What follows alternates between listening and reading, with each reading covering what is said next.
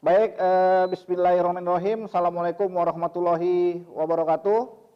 Selamat pagi, salam sejahtera bagi kita sekalian, warga Sumatera Utara yang kami cintai dan kami banggakan. Salam sehat. Hari ini berjumpa dengan kami, Aris Yudariansah, dengan sesi yang berbeda. Kalau biasanya kita setiap hari menyampaikan update terkait dengan perkembangan percepatan penanganan COVID-19, pagi ini kita akan berbincang-bincang yang lain. Ya, kita akan mencoba berbincang-bincang kepada benteng terakhir terhadap penanganan COVID-19 yang ada di pemerintah Provinsi Sumatera Utara. Saudara-saudara sekalian, sama-sama kita ketahui bahwa saat ini gugus tugas percepatan penanganan COVID-19 Provinsi Sumatera Utara memiliki 2 rumah sakit rujukan. Salah satunya adalah Rumah Sakit Marta Friska. Saudara-saudara sekalian, pagi ini kita akan mencoba berbincang-bincang secara langsung dengan orang yang paling bertanggung jawab terhadap pelayanan pasien dan penderita COVID-19 pada Rumah Sakit Marta Friska. Kita sudah bergabung dengan Dr. Franciscus Ginting, spesialis penyakit dalam, konsultan penyakit tropik dan infeksi. Ya, yang setiap hari berada di Rumah Sakit Marta Friska dan saat ini sudah bergabung dengan kita. Selamat pagi, Dr. Franciscus.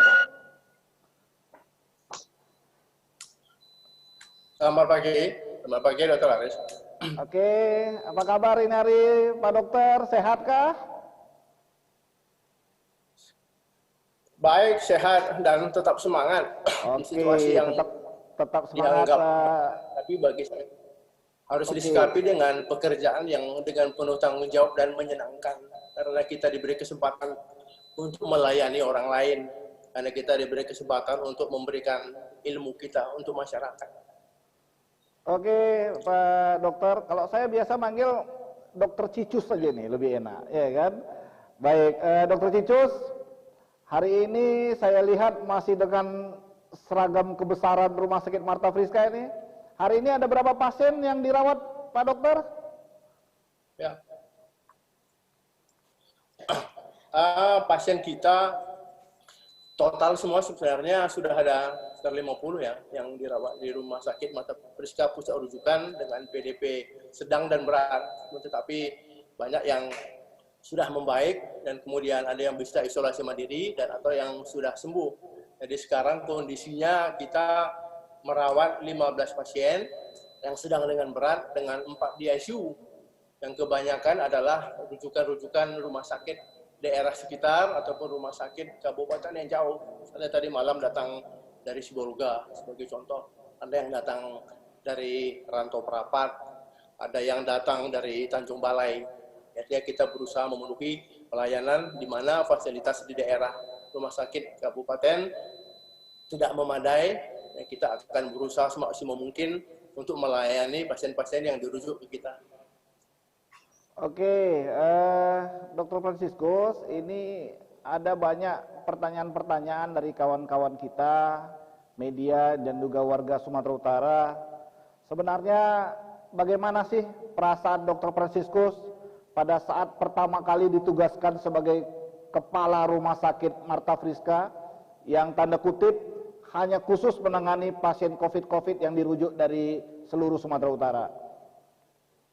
Ya, terima kasih Dr. Aris. Jadi awalnya kita melihat kasus mulai bulan 1 di dunia di Wuhan tanggal 1, tanggal 31 Desember dan kemudian kita sudah mengatasinya, melihat semua perkembangan dan akhirnya sampai di Indonesia dan kemudian akhirnya sampai di Sumatera Utara. Dan kemudian laporan dari Indonesia kita melihat bahwa angka kematian kita termasuk yang paling tinggi. Rata-rata di atas 10%. Padahal di tempat lain masih lebih rendah, 5%, 2,5% dan sebagainya. Kemudian itu menjadi pertanyaan kepada saya, menjadi tantangan. Apa yang bisa saya bikin sebagai seorang dokter penyakit dalam dan sebagai konsultan infeksi? Apakah memang COVID ini begitu menakutkan sehingga angka kematiannya sangat tinggi? Atau memang ada sesuatu yang harus kita berlakukan untuk menekan angka kematian COVID tersebut? Sehingga memang saya merasa tertarik untuk berusaha masuk ke dalam suasana COVID terhadap pasien-pasien yang dirujuk ataupun pasien yang memang sudah COVID ataupun pasien yang ringan. Saya pengen tahu sebenarnya bagaimana kondisi COVID, sehingga pada saat gugus tugas bersama dengan Dr. Haris, Kepala Dinas Kesehatan, Bapak Gubernur Sumatera Utara, Dr. Suti, Dr. Handoyo sebagai tim, memasukkan saya dalam tim, saya sangat bersemangat. Kemudian saya melihat juga bahwa kita belum punya struktur. Kemudian gugus tugas membuat struktur yang sangat baik. Bapak Gubernur membuat satu ketegasan, mengambil sikap untuk membuat surat rumah sakit rujukan, karena memang mengantisipasi kondisi yang jelek. Dan pada saat diskusi, saya ditunjuk untuk menjadi mengawasi, memimpin di rumah sakit rujukan COVID, Mata Priska. Dan terus terang, saya sangat senang. Saya merasa sangat bahagia. Saya bilang, saya akan di sini melayani masyarakat. Kalaupun saya pergi dari sini karena COVID, saya akan siap. Tapi saya juga tahu bahwa COVID juga tidak terlampau gampang untuk menularkan kepada petugas medis. Dengan syarat kita memang melayani dengan pemakaian apa yang benar. Dan kita lihat bahwa sampai saat ini Pemprov, khususnya Rumah Sakit Mata Priska, tidak ada kendala sama sekali dalam melengkapi APD dan obat-obatan. Jadi tinggal bagaimana petugas medis mampu melihat, melayani, dan memberikan semangat kepada pasien. Jadi kalau berbicara tentang COVID atau PDP, bahwa orang yang dikirim ke rumah sakit kita adalah orang yang diberangkatkan dari rumah oleh keluarganya dan tidak boleh masuk ke rumah sakit, dan mereka menunggu di rumah. Apakah mereka nanti akan pulang berkumpul lagi sama keluarganya, atau memang mereka ketemunya di penguburan? Karena ada undang-undang wabah, undang-undang karantina. Ini menjadi sebenarnya problem yang sangat berat bagi pasien dan bagi keluarga pasien. Kemudian pasien diisolasi. Pasien juga menjadi sangat ketakutan dengan kesendiriannya. Jadi siapa yang bisa menggugah pasien ini untuk percaya diri bahwa dia dirawat dengan baik, dia diperhatikan dengan baik, dia dicintai dengan baik. Itu kuncinya. Karena apabila status sosial, status psikis pasien jatuh, ini secara ilmiah, sistem imun responnya jelek. Dan ini akan membahayakan semua. Obat tidak akan bekerja banyak apabila pasien tidak yakin. Sehingga metode yang saya kemukakan di sini adalah langsung mendatangi pasien, langsung kontak dengan pasien, langsung berinteraksi dengan pasien, langsung berdiskusi dengan pasien, langsung bercerita dengan pasien. Lihat kondisinya, ada yang saya duduk setengah jam cerita kepada ibu dan sebagainya.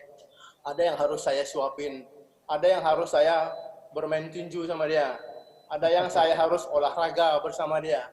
Ya, kondisi-kondisi itu semua membuat pasien bersemangat. Dan pada saat obat masuk, dia yakin sembuh. Ternyata itu kita lihat rilis, Dr. Haris, karena sampai sekarang kematian kasus COVID di rumah sakit kita adalah 0. Dan memang pada saat saya memimpin rumah sakit sini, saya saat mengumpulkan semua petugas, saya bilang, target saya tinggi. Target saya adalah zero mortality. Pengertian zero mortality adalah apabila petugas medis telah melakukan semuanya dengan maksimum. Dengan maksimum artinya semua harus diperiksa, semua harus didatangi, obat yang baik, dengan senyuman, dengan modus semangat. Kalau kita gagal, itu berarti kehendak Tuhan, kehendak Allah. Tapi kalau kita merawat pasien, tidak melihat pasien ke dalam, tidak berinteraksi dengan pasien, tidak maksimum memberikan obat, dan kemudian pasien meninggal, ini menjadi pertanyaan kepada saya secara ilmiah. Ini karena kelalaian atau memang sudah takdir? Tapi kalau kita sudah maksimum melayani pasien dengan apa yang ada pada kita, dengan ilmu apa yang ada sekarang secara tren, didukung oleh fasilitas yang disiapkan oleh Pemprov, didukung oleh fasilitas obat-obatan juga. Kadang-kadang saya minta bantuan dari teman-teman yang lain dari luar. Ini membuat saya semakin bersemangat bahwa saya tidak sendiri. Pemprov mendukung saya, teman-teman donatur di luar, apapun yang saya minta akan memberi dukungan kepada saya. Ini membuat saya semakin bergembira bahwa menunjukkan kebersamaan kita sebagai bangsa, sebagai masyarakat Sumatera Utara, menghadapi satu kasus seperti ini. Pemerintah tidaklah sendiri, pasien tidaklah sendiri, petugas medis tidaklah sendiri. Tergantung pada apakah kita memang dari hati mau melayani pasien tersebut atau tidak. Karena masyarakat awam kalau meninggal karena COVID, oh ya meninggal, COVID meninggal ya, saya ingin mengubah seperti itu. Ayo deh dulu, mari sama-sama petugas medis, kita maksimum dulu, turun, melihat pasien, berinteraksi dengan pasien. Dan kita lihat angkanya, angka kematian, kita banyak kasus kita yang di ICU. Ada pasien yang PDP berat dan ternyata dia COVID dengan operasi jantung, dengan kondisi pneumonia yang berat. Syukur, alhamdulillah bagus sekarang. 2-3 hari ini mungkin pulang. Ada lagi pasien yang kiriman dari rumah sakit swasta, kondisinya sangat berat, jantungnya juga berat, sakit gula dan sebagainya. Awalnya dia down, bicara nggak mau. Akhirnya saya bicara situ, saya lihat dia berdoa, dia Kristen, saya masuk ke situ, saya berdoa sama dia, berdoa sama-sama. Akhirnya dia bangkit lagi semangat, dan kemudian ini pasiennya sudah pulang. Jadi pendekatan-pendekatan psikososial menjadi poin penting. Itulah kenapa di Rumah Sakit Mata Friska kita juga menggunakan psikolog klinis. Dia berinteraksi dengan semua pasien tanpa keluhan ataupun dengan keluhan, memberikan semangat kepada pasien, dan mereka sangat luar biasa. Kadang kami di sini ngobrol sampai jam 1 pagi dengan 2 psikolog klinis kita, memberi semangat kepada pasien, dan bukan hanya kepada pasien, tapi keluarga pasien di rumah. Kadang-kadang sedikit tanda kutip menjengkelkan karena pada saat kita capek mau istirahat, keluarga nanya, dokter, ibu kami sudah makan belum? Tadi habis nggak nasinya? Ya, kadang-kadang kami harus menjawab pertanyaan detail seperti itu. Jam 1 pagi mereka bilang, dokter, tolong fotokan dulu mama kami rindu katanya. Kita bayangkan apabila kita di posisi seperti itu, dan ibu kita sakit, kita tidak bisa melihat apa-apa. Itu kan juga suatu kondisi yang harus kita sikapi sebagai suatu proses.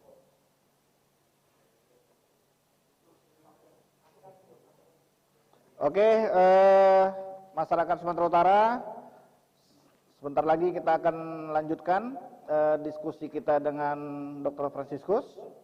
Untuk sementara kita lihat tayangan berikut ini.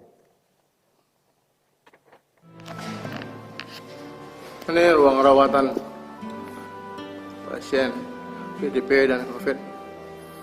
Tugas medik yang menuliskan administrasi. Kemudian kami dibantu oleh layar monitor yang dihubungkan dengan pasien. Berapa kamar? 12 kamar pasien. 4 ganti baju. Ruang mandi pasien. Angka kesembuhan akibat paparan COVID-19 di Provinsi Sumatera Utara saat ini berada di angka 36%. Angka ini berada di atas angka rata-rata nasional. Ini berita yang memberi semangat bagi semua orang. Tapi tahukah Anda, sosok-sosok benteng terakhir pertahanan gugus tugas percepatan penanganan COVID-19, sosok yang paling rentan dan kadang tak memperdulikan dirinya sendiri adalah dokter. Dr. Franciscus Ginting SPPD KPTI adalah salah satunya. Kepala Rumah Sakit COVID-19 Mata Friska ini tidak hanya seorang dokter, tapi menjadikan dirinya keluarga dan sahabat bagi pasien. Layaknya menjalankan seni bela diri, Ketua Umum Pengurus Provinsi Perguruan Karate Kei Shinkan Sumatera Utara ini punya jurus jitu untuk meninggikan semangat sembuh. Kucintai profesiku, melayani adalah kebahagiaanku. Tuhan akan menyertaiku.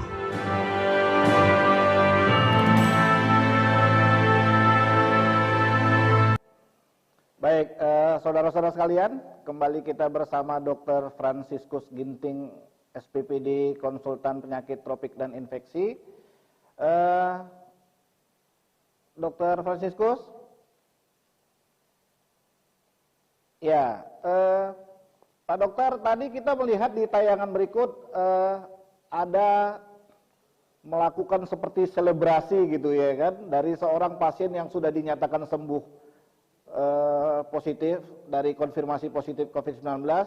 Itu bagaimana ceritanya itu Pak Dokter? Karena kita ketahui pendekatan psikososial itu sangat penting, tapi sepertinya di rumah sakit yang lain itu nggak ada seperti itu. Bagaimana itu ceritanya sehingga bisa seolah-olah bersparing partner dengan pasien itu? Gimana itu ceritanya Pak Dokter?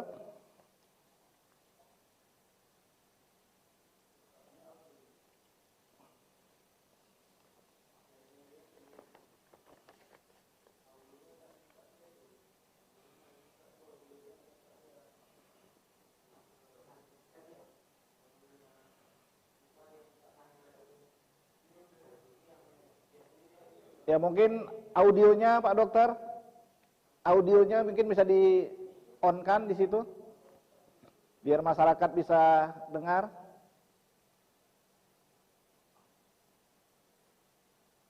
Kita lihat. Ya, oke. Ya, oke. Jadi kalau kita lihat, COVID ini kan infeksi virus. Infeksi virus hanya bermanifest atau menjadi berat pada orang yang daya tahan tubuhnya turun. Bisa saja dia tidak ada komorbid, tadi dia terlampau capai, atau usia tua, atau usia dengan komorbid. Jadi kemudian salah satu cara meningkatkan sistem imun adalah dengan obat-obatan, makanan, nutrisi, satu lagi dengan psikososial, emosional gitu.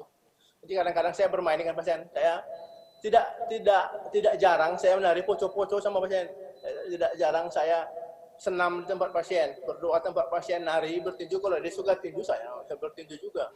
Ada orang bilang, dokter ini udah gila katanya. Memang saya harus gila melawan COVID ini. Ya. Harus orang gila yang mampu melawan COVID. Karena COVID-nya juga ada lagi orang gila. Tapi kalau kita terlampau takut, membuat terlampau interaksi, kadang-kadang dokter tidak melihat pasien hanya dari CCTV dan sebagainya. Pasien menjadi merasa, aduh sakit itu berat. Ini gimana, benar nggak sih terapi? Dokter nggak datang kepada saya. Apa sebenarnya penyakit saya? Jadi akhirnya pasien down, dia menerima apa adanya, kemudian dia baca internet, angka kematian tinggi, keluarga jauh, itu akan semakin memburukkan pasien gitu. Jadi saya ingin ubah di sini, pendekatannya adalah pendekatan membangkitkan emosional. Karena kita lihat obat-obatan di standar rumah sakit persahabatan, di tempat-tempat lain yang dipegang oleh dokter paru dan teman-teman lain pasti sama ya standarnya. Tapi saya dari sisi infeksi tentu melihat bahwa ada gaya lain yang harus kita libatkan, kemudian saya menambah dengan antibiotik. Karena pasien menjadi berat dengan infeksi sekunder, itu yang harus dikontrol dulu. Di rumah sakit Mata Friska tidak pernah kekurangan obat. Dan obat yang saya pakai adalah obat yang original. Untuk menyelamatkan pasien. Saya tidak peduli dari mana saya dapat, saya tidak peduli. Yang penting pasien tidak membeli obat dan kita maksimum dulu. Dan itulah itu adalah filosofi zero mortality. Maksimum di situ bukan hanya obatan, tapi pendekatan dan semua hal-hal lain. Apa efeknya? Efeknya adalah pada saat itu zero mortality, maka kepanikan di masyarakat akan berkurang. Kalau kepanikan berkurang, tentu itu membuat masyarakat menjadi tenang. Sambil mereka tetap mematuhi rambu-rambu social distance dan sebagainya. Baik. Itu yang saya ingin tunjukkan di sini, bahwa COVID harus dikendalikan secara bersama-sama dengan adanya satu sistem. Tapi memang secara normal juga masih banyak juga orang yang tidak mau atau terlampau takut dan sebagainya. Ini adalah kegiatan sosial di mana kita dipanggil untuk mengabdi kepada orang lain. Masalah sakit apa tidak, kalau kita sudah memakai APD yang benar, itu tergantung apa Allah sama kita. Karena ini adalah rumah sakit COVID, semuanya pasiennya adalah PDP atau COVID, tentu kita memakai APD. Sebenarnya lebih berbahaya daripada orang yang merasa pasiennya tidak COVID, dia tidak pakai APD, ternyata pasiennya COVID. Betul. Dengan saya mau bilang jangan takut untuk melayani pasien-pasien COVID. Asal dengan syarat kita mempunyai APD yang benar. Orang yang bilang, dokter nggak apa-apa di sana. Loh, memang COVID penularannya lewat droplet.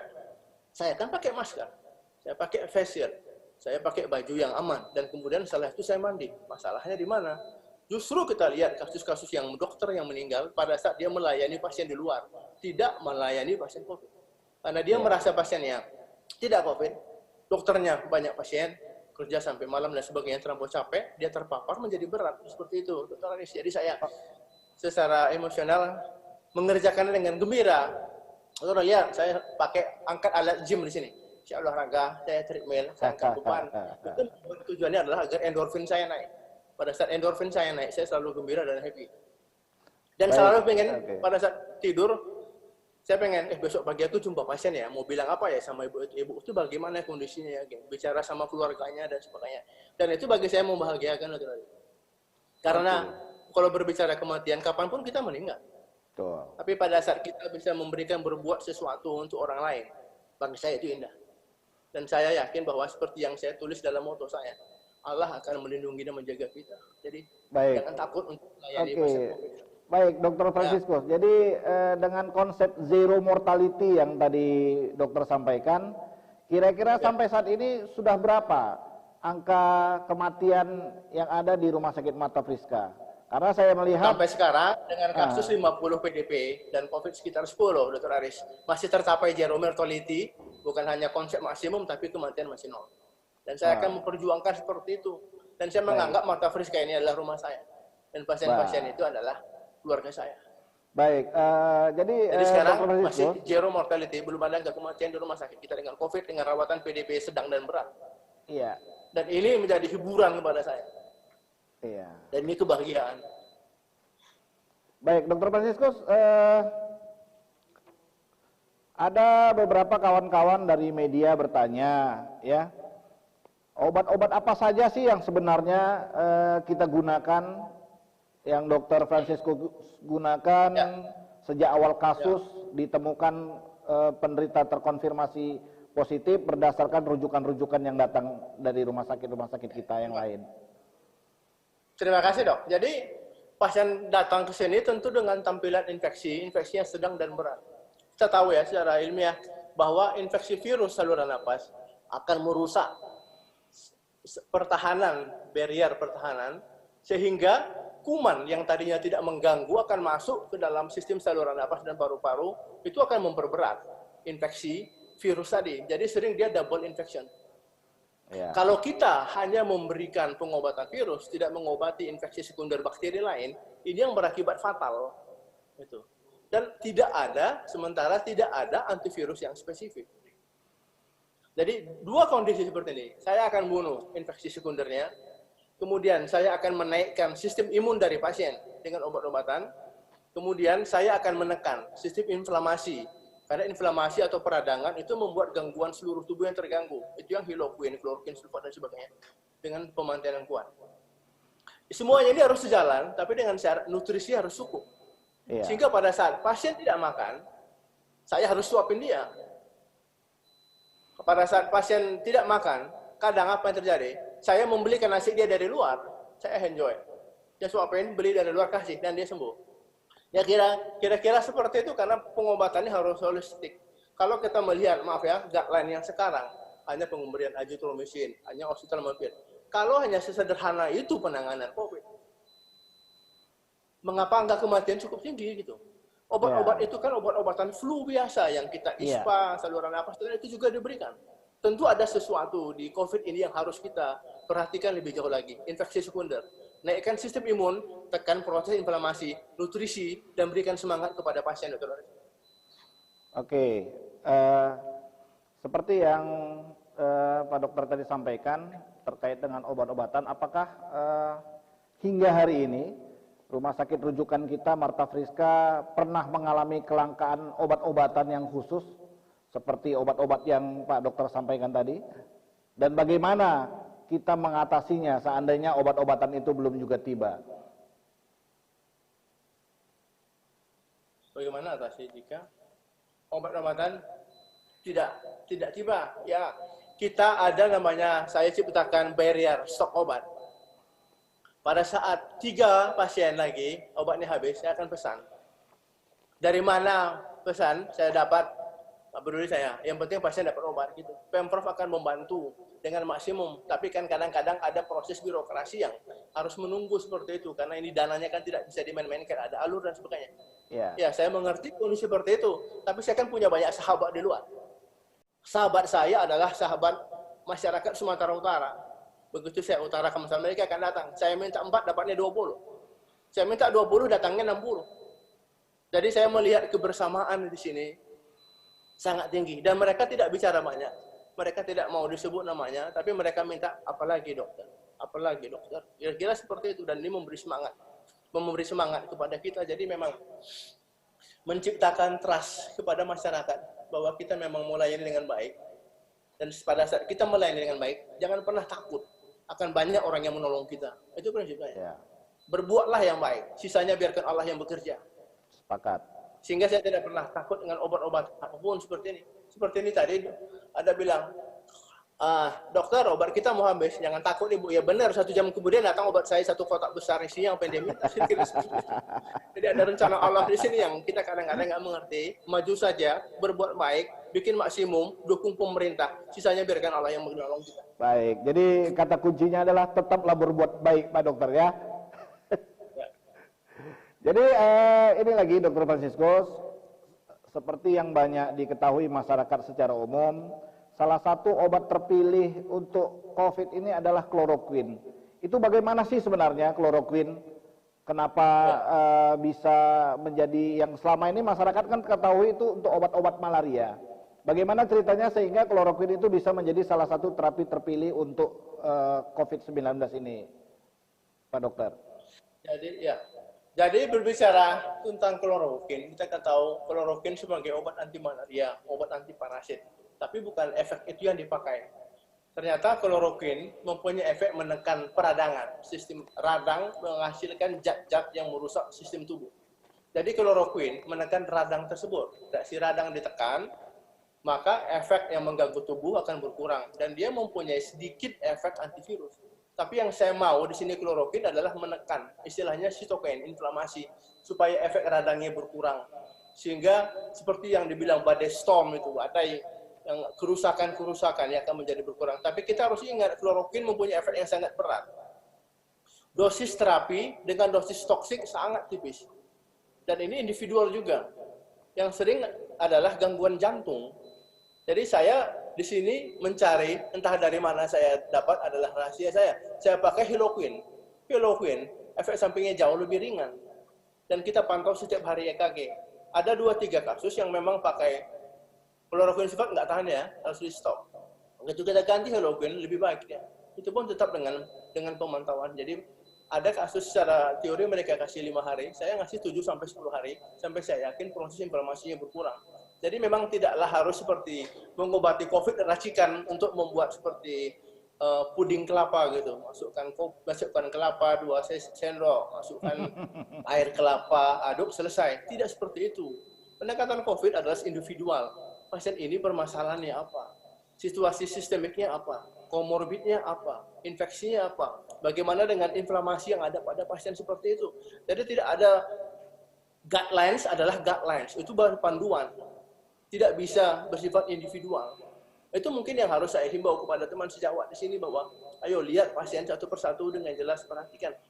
Jangan membuat racikan seperti membuat bahan mainan secara massal itu sistemnya. Tidak bisa seperti itu. Pendekatannya harus personal ke pasien. Itu yang saya coba kerjakan di sini, Dr. Aris. Dan dia tidak serta-merta kalau tidak ada obat, oke, jangan masalahkan pemerintah lah. Yang sakit masyarakat coba lihat dulu. Kenapa dia sakit? Ada himbauan yang begitu keras dari pemerintah. Nggak juga mau. Jadi saya pernah bicara sama untuk kepada masyarakat juga ya, kepada Pak Kapolda. Pak, gimana nih masyarakat seperti ini? Ting katanya. Kenapa bang? Tahu kau masyarakat ini sama bom pun dia nggak takut, apalagi sama corona. Itu membuat saya aduh, bagaimana kita seperti ini? Dan kemudian malah saat sakit. Disuruh pemerintah mengurusi semua. Padahal pemerintah telah memberikan warning, social distance, jaga kesehatan, jangan keluar dan sebagainya. Mereka banyak sekali sampai sekarang yang melanggar rambu seperti itu. Dan pada saat mereka sakit, kok pemerintah yang salah gitu? Itu sama dengan ini, Dr. Aris, demam berdarah. Kita lihat demam berdarah. Kalau banyak kasusnya, dinas kesehatan disalahkan. Kalau saya bilang rumahmu yang jorok, lingkunganmu yang jorok, kok dinas kesehatan yang salah? Itu kan karena mereka tidak menjaga personal hygiene. COVID ini kan juga seperti itu. Kan karena mereka tidak mencuci tangan dengan sering, tidak pakai masker. Mereka berinteraksi terus sama semua orang, tidak peduli dan sebagainya. Dan pada saat sakit, pemerintah. Apakah itu menjadi tanggung jawab? Memang pemerintah menanggung jawab, tapi kan sayang dana yang terbuang itu, yang seharusnya bisa untuk memajukan kesejahteraan, pendidikan, penelitian dan sebagainya harus ditunda dulu. Jadi saya sangat menghimbau kepada masyarakat. Inilah saya akan tetap melayani masyarakat, tapi tolong jangan tambah lagi beban, kadang-kadang ya terlampau berat juga. Tapi seberat apapun, saya akan ambil sampai mana lebih kuat. Saya lebih kuat atau COVID lebih kuat.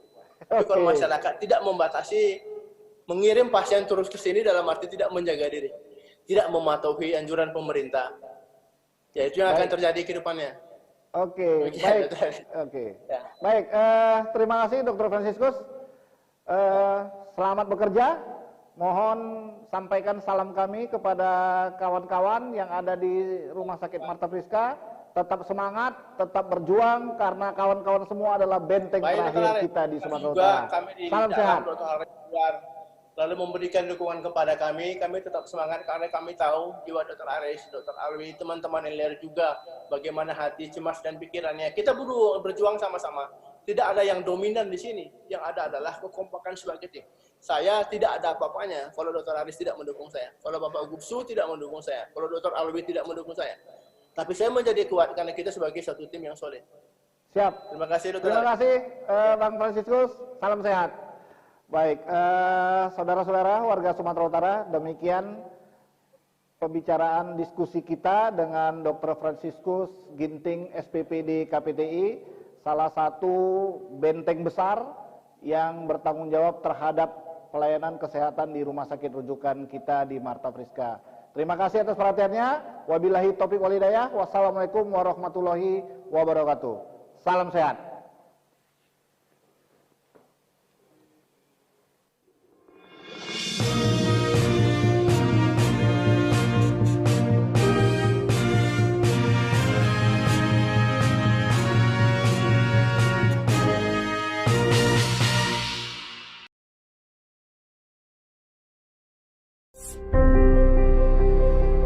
Hai, bagaimana kabar kalian? Semoga selalu dalam keadaan prima dan jauh dari ancaman virus serta penyakit apapun ya. Mengingat saat ini sedang marak tentang mewabahnya virus novel corona. Virus novel corona menyebabkan wabah pneumonia di kota Wuhan, Tiongkok pada Desember 2019 dan menyebar ke negara lainnya hingga kini.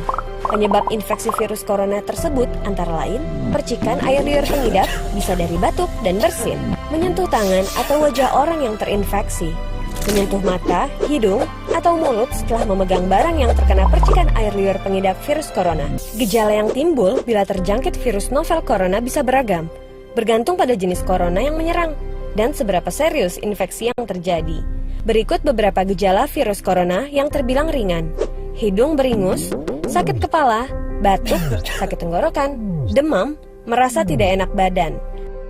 Hal yang perlu ditegaskan, beberapa virus corona dapat menyebabkan gejala yang lebih parah. Infeksinya dapat berubah menjadi bronkitis dan pneumonia, yang menyebabkan gejala seperti demam yang mungkin cukup tinggi bila pasien mengidap pneumonia, batuk dengan lendir, nyeri dada atau sesak saat bernapas. Infeksi bisa semakin parah bila menyerang kelompok individu tertentu.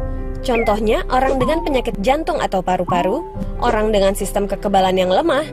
Hingga saat ini, belum ada vaksin yang dapat mencegah virus corona. Maka dari itu, langkah terbaik adalah mencegah penyebaran virus tersebut, yaitu menghindari berpergian ke Cina, menggunakan masker saat beraktivitas di luar ruangan, terutama bila kamu beraktivitas di tempat umum. Rutin mencuci tangan dengan air dan sabun atau hand sanitizer yang mengandung alkohol. Tutup mulut dan hidung saat kamu batuk atau bersin. Jangan menyentuh mata, mulut, dan hidung sebelum mencuci tangan. Hindari berdekatan dengan orang yang sedang sakit. Jaga kebersihan benda yang sering disentuh dan kebersihan lingkungan. Semoga kita terhindar dari virus ini dan segala penyakit lainnya ya.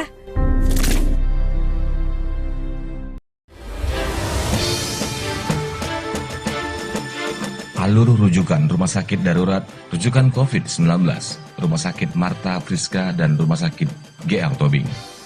Rumah sakit asal memastikan bahwa pasien yang dirujuk adalah PDP baru yang telah dikonfirmasi oleh dokter spesialis paru, penyakit dalam, dan bukan pasien PDP yang sedang dalam perawatan di rumah sakit asal. Pasien PDP sudah harus dilakukan pemeriksaan darah lengkap, foto toraks, dan EKG sebelum dirujuk. Rumah sakit asal meminta persetujuan kesediaan pasien dirawat di rumah sakit darurat rujukan COVID-19 tanpa didampingi keluarga serta tidak ada jam kunjungan keluarga, kecuali pasien anak di bawah 15 tahun. Pasien anak boleh didampingi satu anggota keluarga. Rumah sakit menghubungi hotline Rumah Sakit Darurat Rujukan COVID-19 Marta Friska Multatuli 061 414 9666 0813 6213 6822. Hotline Rumah Sakit Darurat Rujukan COVID-19 Rumah Sakit JL Tobing 0822 6804 0024. Pasien dikirim dengan menggunakan ambulans rumah sakit asal dengan membawa hasil pemeriksaan.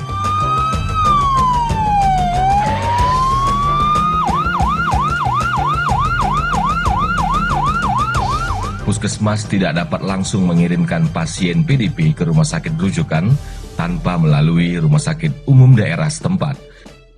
Rumah sakit, dokter dan petugas kesehatan adalah benteng terakhir. Andalah garda terdepan.